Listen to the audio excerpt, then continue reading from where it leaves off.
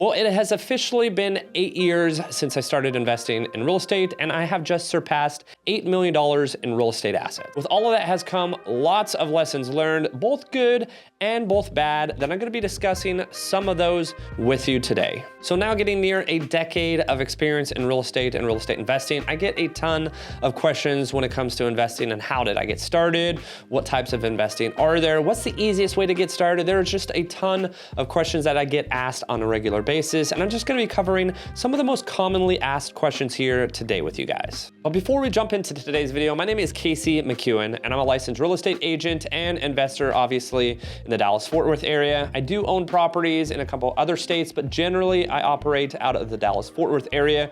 And if you're finding any of this content on this channel useful, make sure to hit the like button on this video, subscribe to the channel, and stay tuned for more future content. So let's go ahead and jump right into it. Where did I get started? Well, it was in 2017, I utilized the most powerful real estate loan out there, and that is my VA loan. Now, the downside here is not every single person is going to have the opportunity to utilize that. I did serve 4 years in the Marine Corps to be able to get the opportunity to utilize my VA loan, but I did serve from 2008 to 2012 honorably. So about 5 years after that, in 2017, I purchased my first property with, again, the VA loan, but I was strategic. Everything that I talk about when it comes to real estate investing is strategic. I utilized my VA loan not to maximize my budget and go buy the most nicest, fanciest house as a high school teacher earning about 52 grand a year.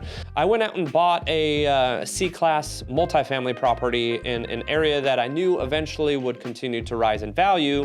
I inherited a tenant I knew nothing about. I took on that risk. I also rented out 2 rooms on my side of the property of the duplex I purchased. Had 2 roommates that I essentially didn't even really know. I think I met them off Craigslist or off Facebook of some sort, but at the end of the day, they paid me rent and they lived upstairs, and I was oftentimes out of the house anyways working. So I got rent from the other side of the duplex, and I got rent from the 2 tenants that I had upstairs. And lo and behold, I no longer paid my monthly mortgage. I actually made money on a monthly basis instead of paying that mortgage. Well, fast forward about 6 months later, I did it again. I purchased another property with the strategy in mind that it would eventually become a real estate asset. Now, this particular property was, again, in an area that I knew was going to change over time, but it was also a very outdated house. I knew that if I poured some money into it and then rented it out, it would be a decent asset to me in the long term. Well, I also, immediately as soon as I purchased this, again, you're gonna see a common factor here, I rented out the 2 other bedrooms in that house. Now, I actually did this about 3 times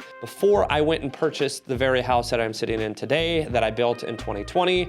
And even that, being my 4th investment property, dating all the way back to 2020, was a strategic move. I purchased this house and actually added an additional bedroom that is on the other side of this camera because I knew I could rent out a room because of the great location that it sits in. I also knew that the downstairs bedroom and bathroom that I sat down with an architect and built out when we were building this house would be a perfect spot with an exterior door to be able to rent out and have an Airbnb. So you can kind of see over the course of my first 4 investment properties, and really every single investment property I've had, it's been very strategic with the intention of it generating income and not just being an impulse decision. Now, the downside of having all of these investment properties, and I guess you could deem it as success now, you know, you see those memes that go around stating, hey, I should have bought a house in 1989 when I was in my mother's womb. It's kind of a play on a joke of I can't buy a house now because housing is too expensive.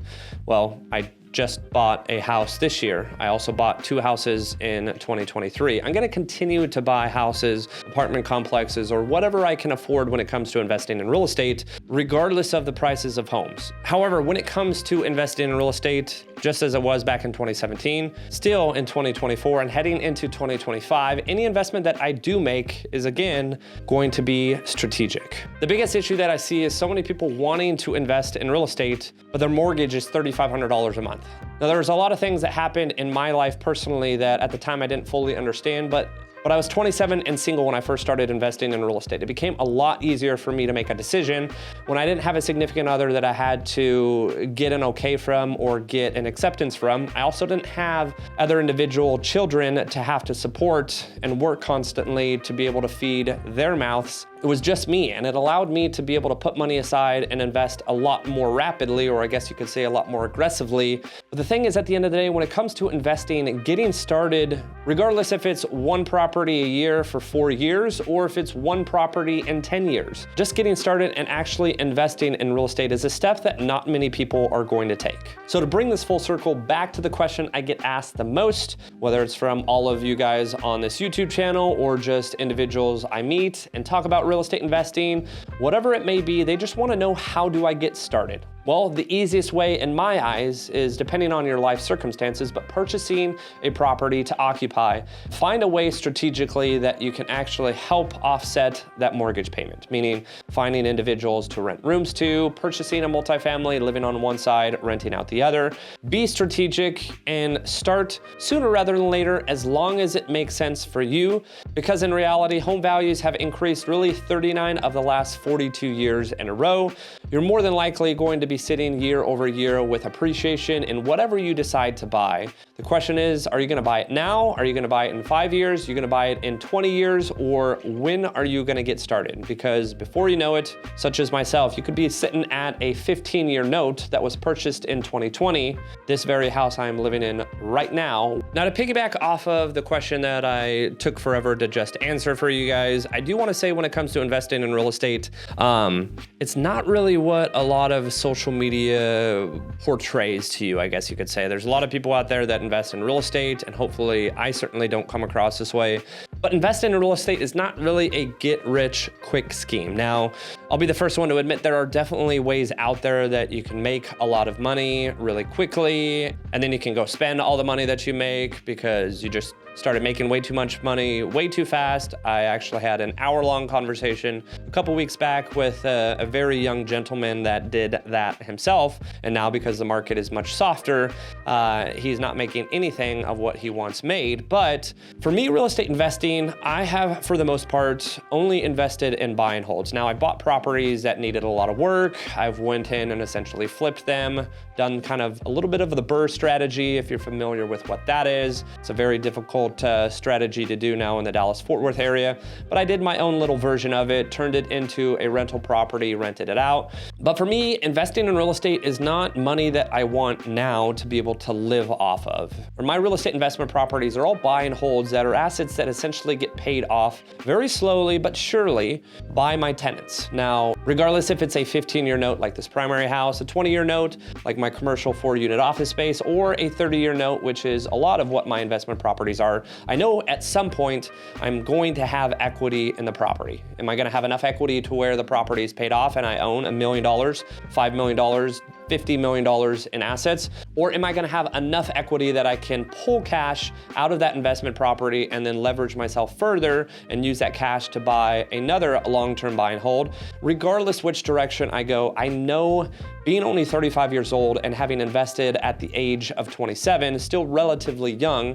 And just a quick comment here, there's never an age in which you should not consider investing in real estate. But for me personally, because I have time that's running in my favor, I've bought properties with the intention to hold them long term. Now, if I don't do anything from here on forth, being 35 years old, I will be in my 60s and own probably $9 or $10 million outright in investment properties, which is more than enough in my 60s to be able to retire off of. So the question I get a lot of the times is, how do I get rich quick? Or how much profit do you make off of your investment properties? Or are investment properties profitable at the end of the day? For me, any profit that I make off of my investment properties, I have to pay taxes on. So if there's a way that I can essentially run my properties to a point where I don't show profit, or I continue to reinvest the capital that my properties do make and not pay taxes on them, but continue to invest down the road, I don't need my investment properties to be profitable now. I need them to be paid off and generating cash for me when I retire in my 60s. But for now, I don't want them to be profitable. It's not a bad thing to have a property that's not profitable.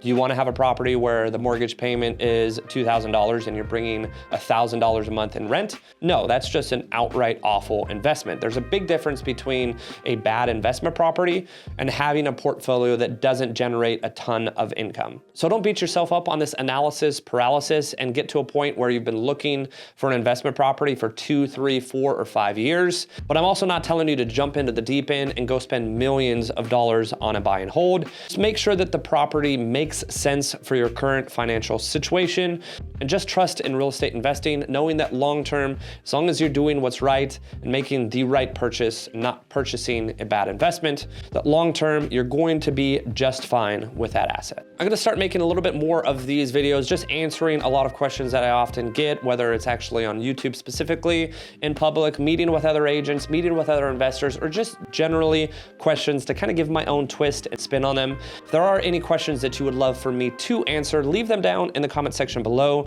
I'll make sure to make plenty more videos like this, and we'll certainly get back to as many questions that people may ask. Thanks again for watching, guys. I appreciate all of the support. Make sure to like and subscribe. It really does help. And stay tuned for the next video.